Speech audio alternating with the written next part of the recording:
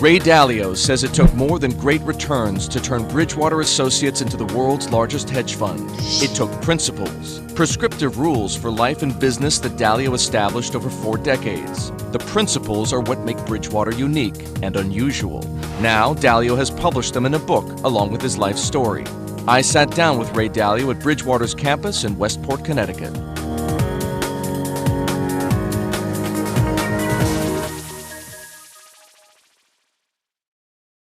Ray, this is your book. I read your book. It's provocative at the very least. It's full of great ideas. It's the one place where I found them in one place. Why'd you write it? Because these principles, everything that I learned, is in the book. I'm at a stage in my life in which I'm transitioning from what I'll call the second stage of my life, which is when one tries to be successful and others are dependent on oneself, to the third stage in life, in which the greatest joy that I can have is to watch other people be successful. And over these years, I accumulated a bunch of principles that helped me be successful, and I just wanted to pass them along.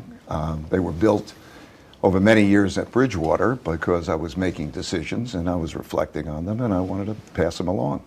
It's unusual, at the very least, for someone in your position, someone managing $160 billion of investments, someone helping to run a company of Bridgewater's size, to write a book like this. How did you find the time? Well, you know, I've been writing these principles down for, 20 years. Because I got in the habit, which is a habit, by the way, I'd recommend to you or anybody else, to, whenever I was faced with a decision, to think, what are my criteria for making those decisions, and then to write them down. Because the same things happen to us over and over again, right? And so, particularly if I'm making mistakes and learning, it was a good exercise. And then eventually I put some of these things into algorithms to make our investment process. So I found that over the period of time I accumulated those principles. And then I didn't feel good about putting the principles out, generally speaking, but in 2008, when we caught the financial crisis and we got attention, some people gave us attention and I didn't want the attention, but I felt that it wasn't understood, the principles of our company that have made us successful. And so I put them out on a website, and they were downloaded 3 million times, and I received all sorts of thank you notes because people found them helpful. And then the time came where I thought, I now gather all these together, and in my transition from that second phase to the third phase, I wanted to put it out. So that's how they developed. And so you'd say, how long did it take to write the book? I don't know. It took a long time to get the principles. It took a lifetime of trial and error. But there's more than just the principles. There's your own personal story. There is the explanation behind the principles. The thing about it that I was reluctant to write that personal part because I don't want people to pay attention to me or somebody's story. They make it too, okay, this is Ray Dalio's story. I like people to look through those principles, through me to the principles, and say that the principles themselves make sense. So if in fact that's what happens, people read your story, find it interesting, but look through it ultimately to your life principles and your work principles, what do you hope to accomplish? Well, I just hope that people will assess those principles and see are they useful. I hope that they will form their own principles, what principles work for them. Is that the most important part? Oh, that's the most important part. In other words, there's a certain power of having principles that suit you and that and that you can clearly communicate. And I think that that's true today. In other words, what does it mean to be principled? Did you articulate your principles? Are you clear? Are you straight? Can you walk the talk? Today in our society, I hope that it will encourage people to be more principled. So I'm encouraging other people to put out their principles. I won't give you the names, but I spoke to a number of other people, and I want them to put out their principles. Because I think, when I look back, wouldn't I have liked to know what Albert Einstein's principles were, or were or Steve Jobs, what were the recipes that led to their successes? What were they going after? And if we had everybody write their principles down and you could look at it, those are sort of recipes. Wouldn't it be nice to have everybody's recipes? Because I could have learned from other people's recipes. You describe systems and processes, even companies and economies for that matter, as machines. Machines is an unusual word. Why machines? Well, I think that to think of it, the human body as a gorgeous machine. It's like our brains as gorgeous machines. It shows that how they develop, how they have cause-effect relationships. And I think the whole ecosystem is a machine. When we start to think about that, we can think about how do we interact with the machine? How do we influence the machine? How do we make the machine work for us? So I'm talking about reality. Okay, there are three things you need to do in order to be successful, right? I mean, well, most importantly, you have to know what the best decisions are, and then you have to have the courage to make them. And so when you look at those choices that you have to be able to deal with reality. And if you just view it as a machine and not something that's happening to you that you don't own, I think it helps give you psychology. It helped me. You know, cause-effect relationship, how does this machine work? But anyway, whatever the term is that you're comfortable with, when you realize it is kind of a machine, right?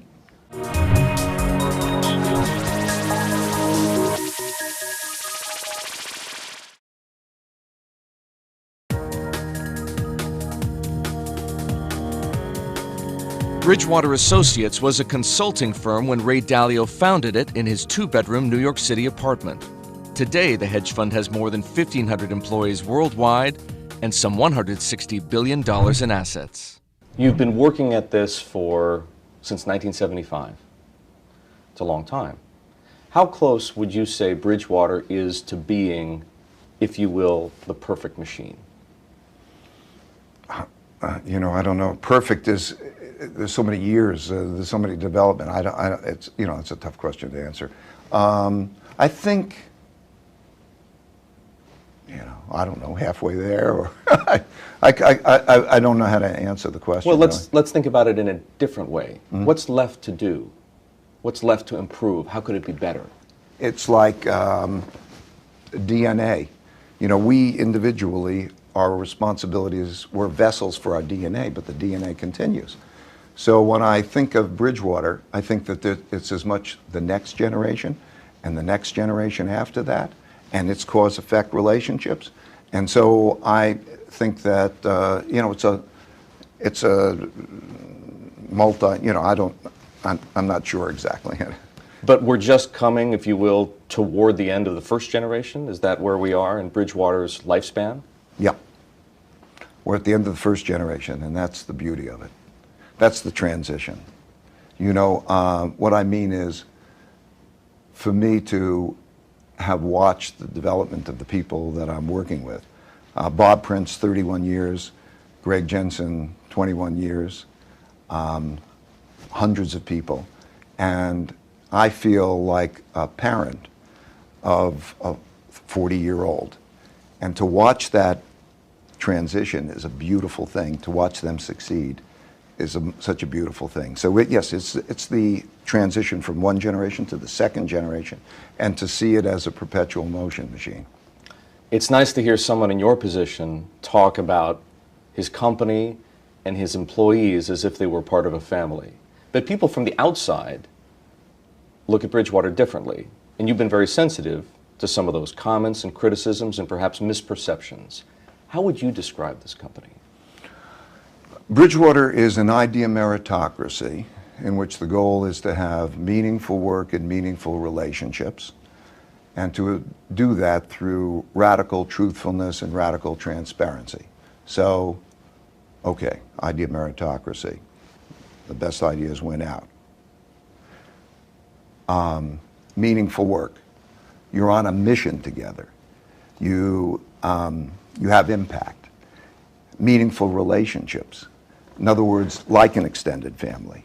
That power of being in it together and realizing that the reward of the relationship is just as great as the reward of the success of the business. But to do that by having radical truthfulness. In other words, that you can say what you believe and I can say what I believe, and that we can have processes in place to have thoughtful disagreement, to get past our disagreements. And that radical transparency is the ability for people to see everything so that they don't have second-hand or third-hand stories. I mean, to me, when I look at a company, most companies, it looks disingenuous. And well, all the stuff that goes on behind the scenes, you know, people don't say what they really think. There's all of the office politics. They don't know what the real story is because there's so much spin. Imagine if you can get to see everything. In other words, for most everything, it's taped for everybody to see so they can see things firsthand. To know that people can't talk behind your backs without you hearing it, so that it's operated on first-hand basis. I mean, I think that's what Bridgewater is. It's an idea meritocracy. So in order to have an idea meritocracy, you have to do three things. The first is you have to put your honest thoughts on the table. Most organizations, people are reluctant to be honest. Okay, you have to put your honest thoughts on the table and not be offended if people do. The second is that you have to have thoughtful disagreement. In other words, you respect the fact that somebody has disagreement and that you are curious about that and you have a quality back and forth so that you can ideally come up with a better decision than you would individually because you're open-minded. Not that disagreement is a source of fighting, but disagreement is a source of coming together. And then the third thing is that you have to be able to get past disagreements in an idea meritocratic way if they remain, because they're still going to remain. And in order to do that, you have to have some kind of process. We have believability-weighted decision making.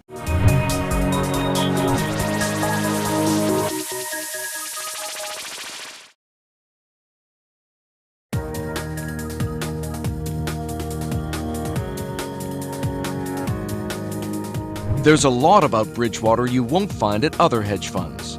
Ray Dalio designed it to be an idea meritocracy and says the key is a process he calls believability-weighted decision-making. I should explain believability-weighted decision-making to you if you're interested.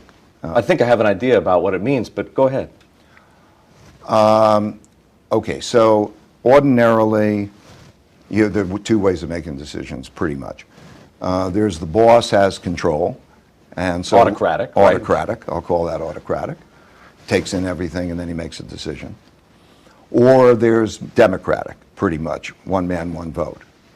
But really, the best decision making is believability-weighted decision making. And if you think about it first conceptually, you would say, if you're going to make a decision of what you have a medical condition, and how are you going to get that? You're going to think, who are the best doctors? Consult the experts, right? Consult the experts, but this one knows more and that one knows less, and how do you do it? And then you have this triangulation, and then you make that. That's kind of the idea of believability decision making.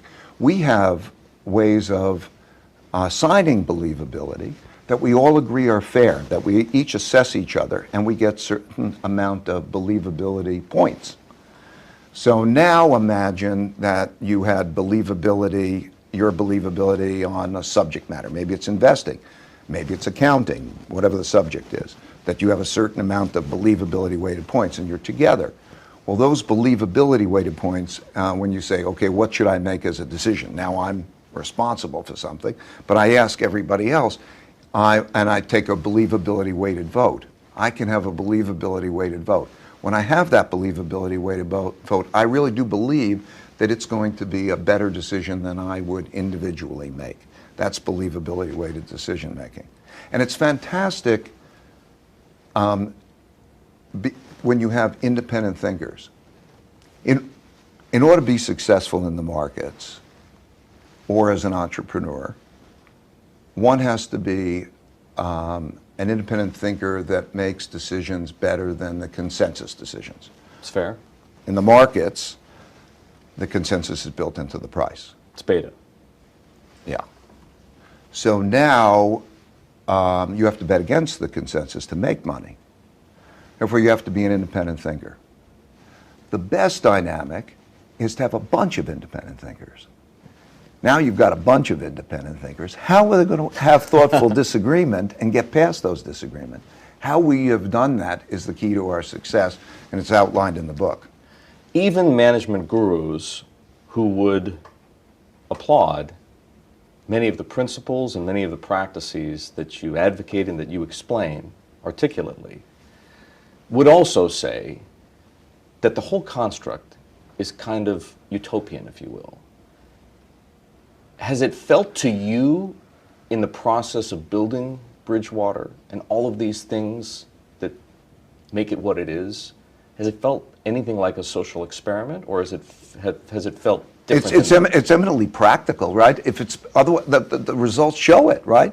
It's the reason for the success that I've had or the Bridgewater's had, right? I mean, we got 40 years of looking at this thing. So this is not utopian, this is realistic, right? But I would like, that's why I wrote the book. People can read the bits and pieces. You read them one by one, and you could say, does that piece make sense? Isn't it sensible to have an idea meritocracy where the best ideas win out? Okay, now, what are the rules of the game to achieve that? That's what it's Isn't all that about. better? Well, if you want to get to the idea of meritocracy, you've got to have a way of getting there. Right. If you want to get to the best answer, it's not going to be in your head. I think one of the greatest tragedies of mankind is that people stubbornly have wrong opinions in their head that they could easily stress test and get to better opinions collectively if they could be forthright with each other and go through the processes I outline in the book. And the reason, and they have to have humility. I learned the fear of being wrong. I'm fearful of being wrong. And it's because of that that I need those independent decision makers. So I think it's a very practical, it's not utopian, it's practical. Much of the book and much of what you describe now is an implicit and occasionally explicit critique of traditional management and traditional leadership. Tell me, what's wrong with the way most companies are run? It's dishonest. It's dysfunctional. I mean, dishonest meaning you don't know what that guy's really thinking. It all goes on behind the doors. And everybody's doing their politics. Okay? So that's not an environment that encourages the ownership, the straightforwardness. Dysfunctional? When people don't know what other people are really thinking? It seems to me like what is crazy and what's normal, right? Is it crazy to be radically truthful and radically transparent with each other, to say what you mean, to work it through, and to know that there's none of that games playing? Isn't it more efficient? And isn't it more straightforward? Why? It's a psychological barrier. Most people have a psychological barrier. Psychologists and neuroscientists tell me that it's because of how the brain is wired. That there's a part of our brain called the amygdala. Mm-hmm. And when we have a disagreement, there's an inclination to think that that's a fight rather than a curiosity. Okay? And so that tends to cause it. And it's also how we're raised.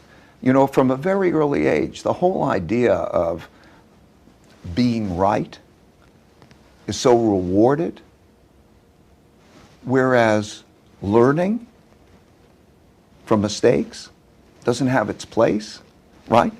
So a kid studies, you're smart, smart, smart, you take the examination, and okay, you do badly, but life's not like that. Life is mostly a matter of making your mistakes and knowing how to evolve past those mistakes and learn.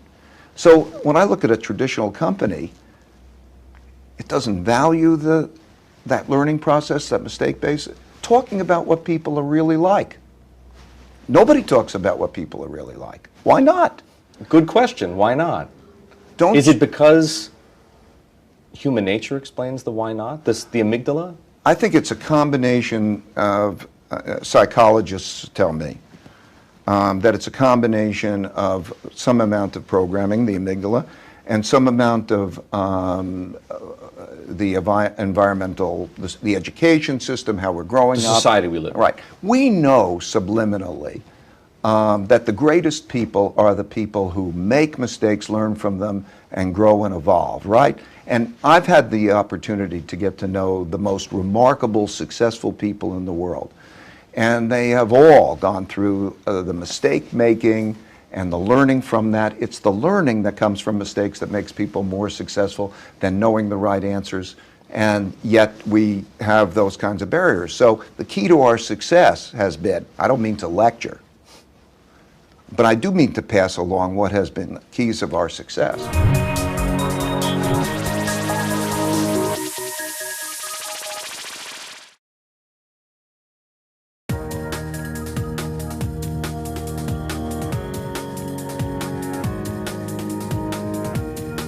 Ray Dalio says all great leaders make mistakes.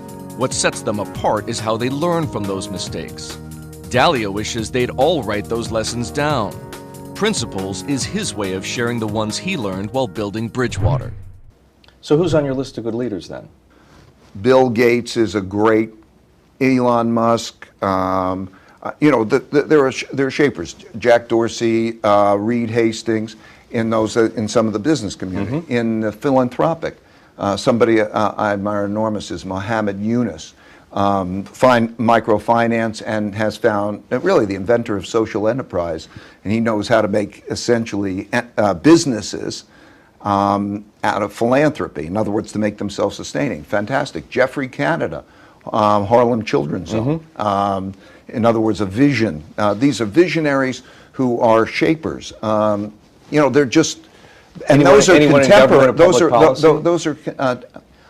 It's very difficult in government. Well, you spent a lot of time with Mario Draghi. Would you put him on that list? Oh, I'd put Mario Draghi on that list. I would say Ben Bernanke is a hero. Okay.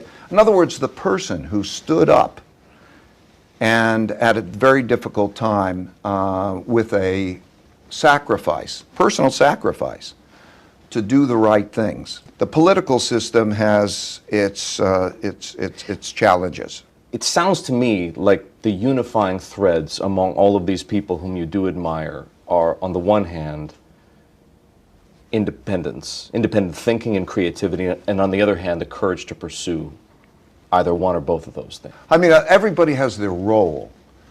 That's the thing I've also learned.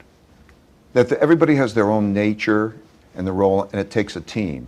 And so, yes, I like the fact that those people, for the good of whatever, can go from visualizing something, visualization to actualization, to build it out. However, I can tell you that all of those people all need people who have different natures and different abilities. The big conceptual, big picture thinker needs a person who's paying attention to all the detail. The creative person who's not reliable needs the reliable person who's not creative. Have any companies earned your admiration?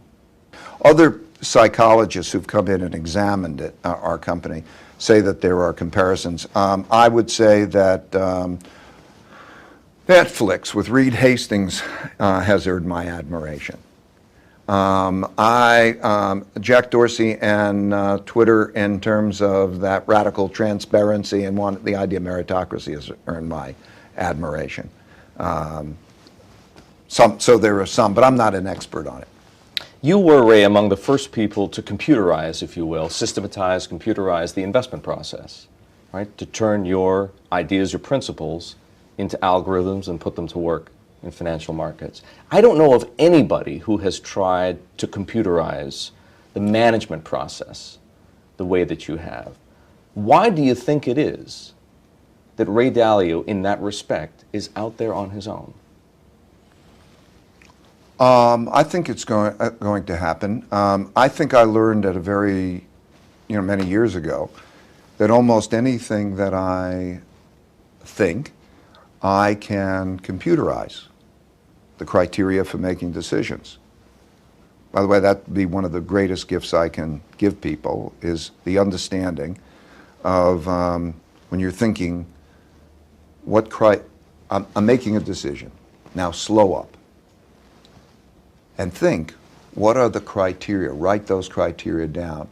You can put those criteria into equations, because the brain is 89 billion neurons, which are little computers, and then it gets input from the outside.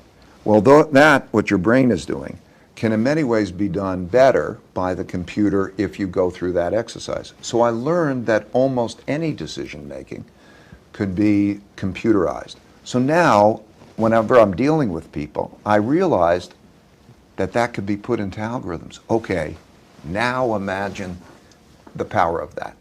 Just like in the investment. Because it knows all of that information. It knows what all those people are like. It knows what's happening. And when it has all that power of all of that information, and it has those types of criteria, it can bring to you all of that. And it makes that decision in the same way our investment can be making decisions. So right now, it's working like a GPS works in parallel. And I think that's, by the way, the best. When you have the computer making the decision like a GPS makes a decision, and you're making a decision in parallel, those two things line up and you make better decisions. And all companies eventually will do this kind of thing. Yeah. And people too? Yeah. I think that you're not far from being able to go to your smartphone, and just like you call in Google and you say, what's the facts, and you get your facts like this, that you'll be able to call in and get your advice. Idea meritocratic decision making by experts. You see, two things are coming together at the same time, and that is radical transparency and algorithmic decision making. Okay, radical transparency means that almost anybody can know almost everything about you, maybe more than your wife knows about you, because you're leaving this data, these fingerprints all over the place. So the data on you gives you a profile so that the computer knows you, okay? You take that data and you put it together with algorithms, and those algorithms are going to say, how do I deal with him in a way that's better, more tailored to you than the human could? That's where we are, right? Is the outcome inevitably good? Because if you think about it, the outcome of a system like that, particularly put to bad use, could be frightening. Well, it's like most things. It has good and bad sides to it. But I think that, like, we found it miraculous because you certainly can make better decisions. You can make those decisions idea meritocratically if everybody's involved in making those algorithms. In other words, like I wrote the principles in the book, you could write an algorithm. And since everybody agrees on the algorithm, they agree on the decision-making criteria. So you think it has applicability. Right now, the machine you've built works for a 1,500-person, privately owned company. How applicable is it to other organizations? Is it applicable to other companies? Maybe not in its exact form, but something similar to it? Larger companies? Is it applicable to governments? Let's first make clear what the it is. I think it's the broad category of, do you have an idea meritocracy? If that's the it that you're talking about. Well, there are two its. Okay. Idea meritocracy on the one hand, and a systematic way of supporting it on the other. Yeah. First of all, you have to want the first. I mean, as an ideal, everyone should be able to embrace, right, an idea meritocracy. But in order to... So it's the second part, really, that's the bigger question. It's the first part that's the bigger question. And the reason it's the first part... Well, that's the more existential question. Yeah, can you be honest with each other?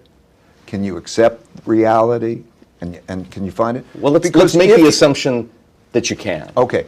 So, but I did first want the idea meritocracy because we're going to have partnerships and how am I going to behave with each other and all that. And it was the need for that that led to the development of tools and this other stuff.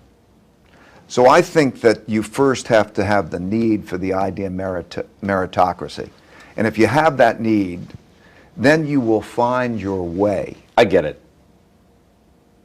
It has to be an evolutionary organic process. You can't drop it in. It's not a piece of software you can download. Well, you can do this at we can drop in. We're about to take algorithms that we have and tools, and we're going to give them to others. We want to. We want. We To would. whom? Well, we're figuring out how to make that fit in a number of other companies to just pass it along. I'd love these tools to be able to be used by anybody who cares to use the tools. You've intrigued me. Are we talking about big companies? Are we talking about... Big companies, oh yeah, who are eager to use it. I don't want to mention their names, but big companies that are eager to use those tools. Eager to use those tools and eager to have an idea of meritocracy. Give us a sense. It's a little difficult to talk about it in abstract terms. Are we talking about a GE kind of a company?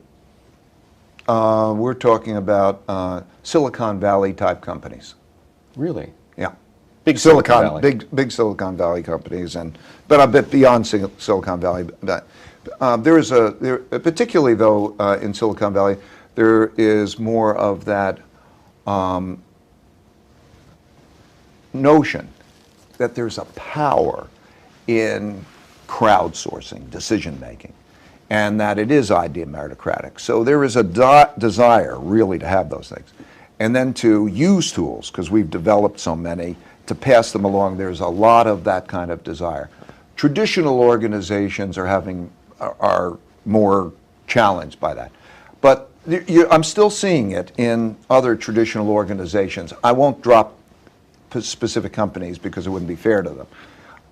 But in many traditional organizations, you're seeing them become less traditional, and you certainly are seeing them use tools and data to understand their people and to help those people work together. Now the question is, do they do that radically transparently and radically honestly? Now, is this going to be a business for Bridgewater, or is this something that you're doing altruistically? It won't be a business for Bridgewater.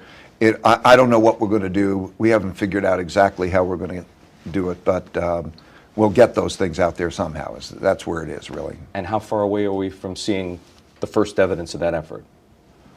You know, probably 18 months, 2 years, something like that. Pretty close.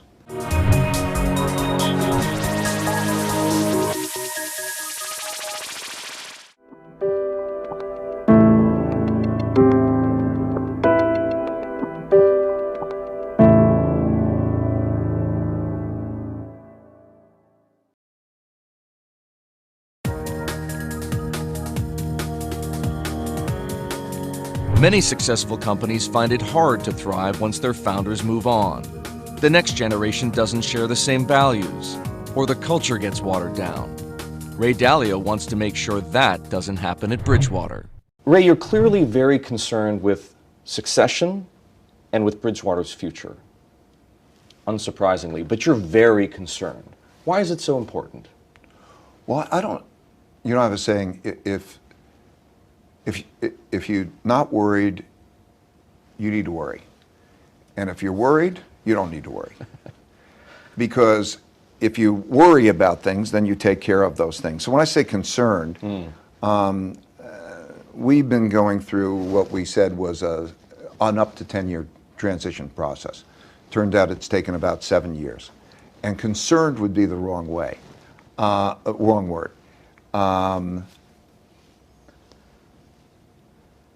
What I am is as I say, going from one generation to another. So if you have a 40-year-old who I've worked with, all these people for so many years, and that's it. It's now theirs. It's been a trial and error process. Like most learning. Why has it been difficult? You knew it would take time. You figured it would take as long as 10 years, but it's been challenging. Well, because we knew that was going to be challenging. And I mean, it would be so naive not to think it would be challenging. When any founder or, founder-owner makes a transition to the next generation, it's like almost doing anything that you never done before. And you think about so many organizations, anybody would tell you organizationally, when you're making that kind of a of course it's going to be a new experience. I mean, it's of everything I do. Everything I do, which is a new experience, is going to be challenging. It's going to have problems, it's going to have mistakes. It's this 5-step process that I sort of described in the book. Are you there yet? Or are you at the point where Bridgewater can function without Ray Dalio? Absolutely. Absolutely. And we know we're there now because of what we've gone through. I mean, when I say no, nobody's 100% sure of anything. Right. Yeah, I couldn't tell you whether we would function with Ray Dalio, but we're at a stage where I've never been more confident that we're in great shape. And let me be clear, I'm not leaving the investment part of the thing. You'll remain a co-CIO. I'm going to remain a co. I love investments. I love economics. That's my game. My objective is to not ever be needed, to watch others be successful without me, and we are there. I get to play my game, but I don't want to be needed, and I'm not needed. You thought you were there before, though. How do you know that you have the right leadership in place? You've got two co-CEOs in Eileen Murray and David McCormick. You've got two fellow co-CIOs with Greg Jensen and Bob Prince. How will you know that that's the right mixture? And what if one of those people, what happens if one of thos people leaves? Well, that's the beauty of it. I mean, you just rattled off the co's. Okay, so there's a co-CEOs, there are co-CIOs. There's always backup, and there's that kind of duplication. There's a board that's overlooking at it. Many of the things that weren't in place when we started this journey. So I would say if you compare us with almost any company, and you say, do you have co-CEOs? Do you have co-CIOs? Do you have a team, a large team, who's worked together for a long time? It's probabilities. So we've evolved.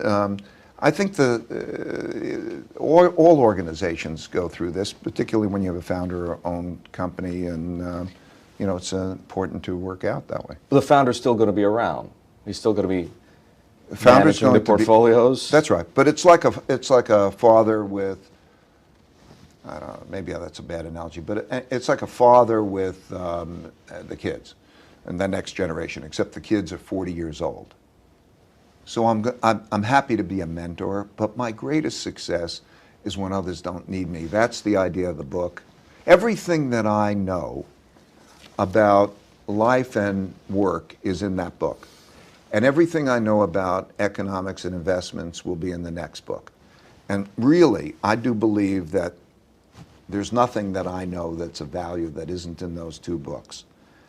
And I'm also watching them independently, beyond those principles, do great. So I feel good about this transition. I don't think anybody has paid more attention to transition and has been more transparent about that transition than we have. And when you think, how many organizations have over 60-year leaders who are not talking about transition, who are not so transparent, who don't write the rules, who haven't begun a 7-year process? I mean, I would worry about them, not about us, right? This next book that will contain Bridgewater's economic and investment principles, to me, it sounds like you're going to give away the Colonel's secret recipe of 11 herbs and spices to Kentucky Fried Chicken. Why do it? No. So again, it's my economic principles and that, which of course are complementary. But it's like the 30-minute video that I gave, how the economic machine works. I mean, basically, half of what I think, or most all important things that I think, are contained in that 30-minute video. This will be similar. This will just be a more complete version of that. So it's the sort of things that don't have the precision of the calculations or anything like that. They're just the concepts. You're not giving away the algorithms. Right. Oh, no, I'm not giving away the algorithms. No, but I am giving away the concepts.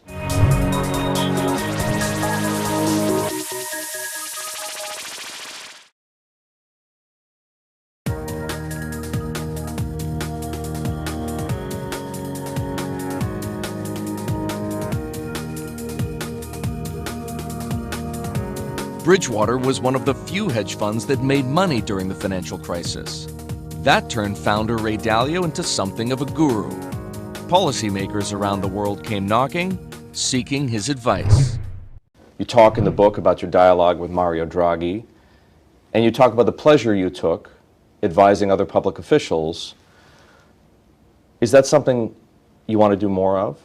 Yeah, as long as they find it helpful, I find it helpful. I want, yeah. How good or bad a job are those public officials collectively doing right now managing the world economy? Well, by and large, there's fiscal policy, there's monetary policy, and that's what they're doing. If I take monetary policy, I think that they have done a remarkable job, that we have had what I call a significant, beautiful deleveraging. And what I mean is that our debt burdens and our debt service burdens have gone down while the economy has grown, and we haven't had an inflation problem. And they did that by understanding the mechanics and the engineering, and I really do think to some extent I was able to be of some help in terms of that exercise, but I think they've done a beautiful job. And so if you look at the economy right now, for the shorter term where we have a situation where we don't have too much inflation and too little inflation, and we don't have too much growth and too little growth, and we don't have a debt bubble, and so on.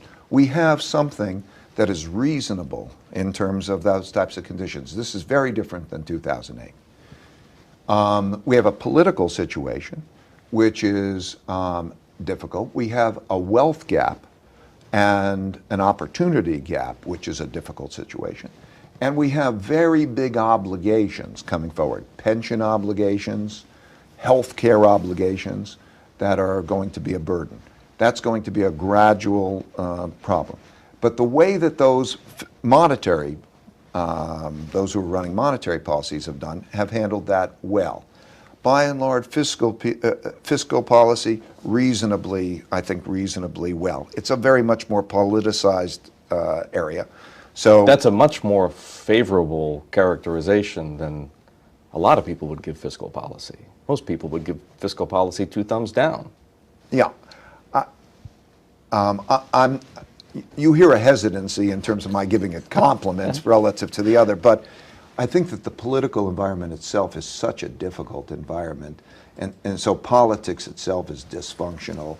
And I mean, we have to talk about how to deal with idea of meritocratic, thoughtful decision-making. That's a different question. But nonetheless, if you take the individuals and you put them in their jobs, and you're asking how do they do in those jobs, all things considered, and that's the problem. Those are things that we have to consider, that they have done in fiscal policy. I think the political system is a very challenging situation. If you were advising the president, what would you tell him to do, or what would you suggest that he do? The most important thing is to make sure that we understand what the country's principles are that bind us together rather than those that divide us. To have idea meritocratic decision making, to try to come up with the best collective decisions, to bring the country together in an idea meritocratic way. I think the period that we're in reminds me very much of 1937, if I was to pick an analogous period of time, because at that time, it was after the financial crisis. We had 29 to 32, which is the equivalent of our 2008, 2009. They printed a lot of money, asset prices went up, interest rates went to zero, and we had a large wealth gap which created populism, analogous. The central bank begins to tighten monetary policy. And then we had a populism, and we had a fall in the stock market, and we had conflict. So we are once again at that precipice? Well, yes, we have we cannot have a tightening of monetary policy that's material.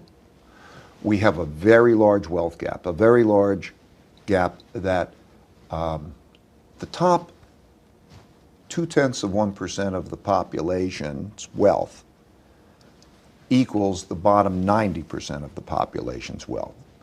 And it's not just wealth, there's a polarity. And this is a time where we have both of those things. You can't have an economic downturn because socially and politically we could not stand an economic downturn, right? We will be at each other's throats. It's a threat to our system, right? So it's in many ways analogous, that those tensions, that conflict, I think it's in many ways analogous. So That's fearful to me. So when you ask what I would recommend the President of the United States to do, is to try to deal with conflict well, to bring people together, to not make one side in a battle with the other side, and to try to have idea meritocratic ways to get at the best decisions. That's what I would recommend the President do. You write in your book, only people can discover things and then program computers to do them. Today, when people think about inequality, they worry about the risk that they'll be replaced by machines. Will your statement always be true? Will humans always have an edge over computers? Or will computers replace us? The notion of intuitions, imagination, the same type of creativity comes from millions of years of programming that is in the brain. If you have genetic programming. Genetic programming, okay?